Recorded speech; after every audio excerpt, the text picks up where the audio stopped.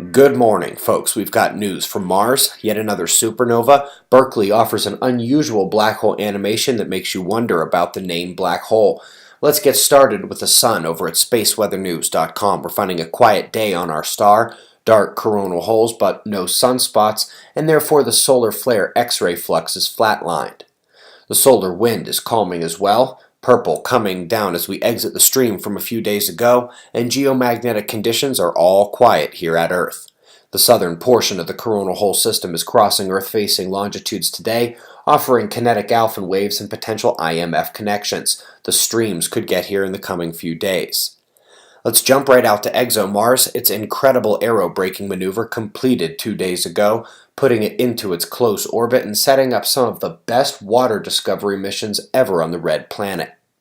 Up next, we're going to the first of two Berkeley releases last night. After citizen scientists noted unexpected brightening, they were able to confirm that indeed, we have a new supernova on the list, this one supposedly 40 million light-years away. Of course, that was the less aesthetically amazing release from Berkeley yesterday. What you see here is a picture of the electromagnetic conditions and ion winds swirling and surrounding a black hole. They do end up crossing the event horizon, and at no point do we see anything that appears to have no escape boundary or no light. Not only does the approach and descent into the black hole lack any features resembling a black hole, but even as you cross the event horizon in their minds, the light takes over. Just had to share that one. Lastly, folks, ESA's SPAL test. SPAL is the breadth and density of the inner spacecraft debris from meteoroids hitting the outside.